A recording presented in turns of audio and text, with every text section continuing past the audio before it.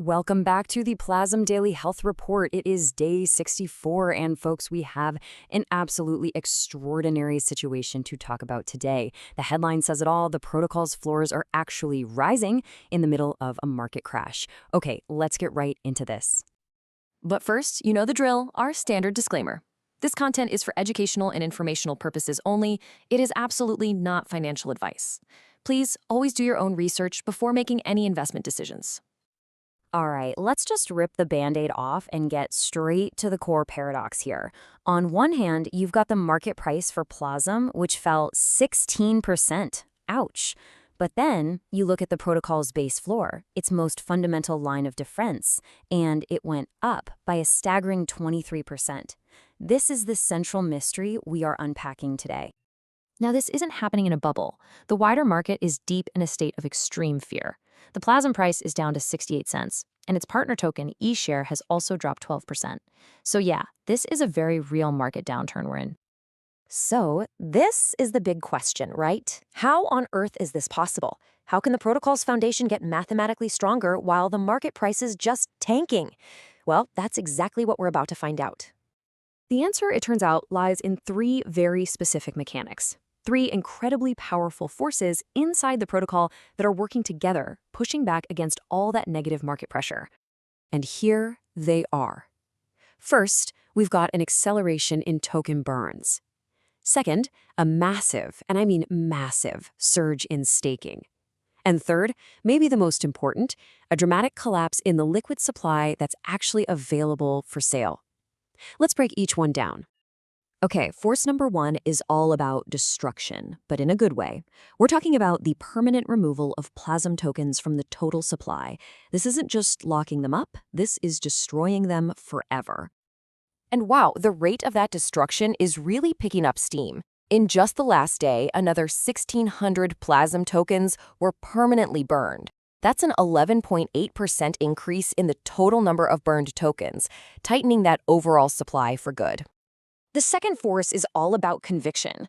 People aren't just holding on for dear life, they're actively locking up their tokens to get a piece of the protocol's yield, which pulls them right off the open market. And the scale of this is just huge. An extra 8,900 Plazm were staked in just one day. That pushes the total staked supply to a whopping 60% of all Plazm that even exists. I mean, that is a massive vote of confidence right there. And this brings us to the third and honestly the most dramatic force. See, when you combine more tokens being destroyed with way more tokens being locked up, you get a total collapse in the number of tokens that are even available to be sold. I mean, just look at this number. The sellable liquid supply of Plazm dropped by 38.5% in a single day. That's what you call a supply shock. It means only 3%, just 3% of the entire Plazm supply is now liquid and available to be sold. And this, right here, this is the aha moment. It's really just simple math. When you have far less liquid supply being divided by the same amount of liquidity in those defense pools, the calculated floor price for every single remaining token has to go up. The foundation literally gets stronger. So, okay, the floors are rising, which is amazing, but what does this really mean for the protocol's overall health? Let's take a look at the safety cushion this creates and, check in on the protocol's economic engine. This chart really gives you a great visual of that safety margin. You can see the two main defense lines, the base floor down at 27 cents and the all pools floor at 35 cents, and then way up there is the current market price of 68 cents. That big gap, that's the cushion. Let's put some hard numbers on that. The current price is sitting 94% above the all pools floor, and even better, it's 152% above the base floor. To put that in perspective, the price would need to fall another 50 to 60% from where it is right now just to even touch these strengthening defense lines. And as impressive as that safety net is, believe it or not, the good news from day 64 just keeps on coming. The protocol isn't just defending itself, it's actively producing. And here it is. The protocol's yield engine generated over $1,100 in new profits that were claimed in just one day. This is a new all-time record, showing that the economic engine is absolutely firing on all cylinders, even during a crash. On top of all that, the core defense pools, the ones backed by stablecoins, have now grown for the third day in a row. So this means while the protocol is defending with one hand, it's simultaneously accumulating more stable, reliable firepower with the other.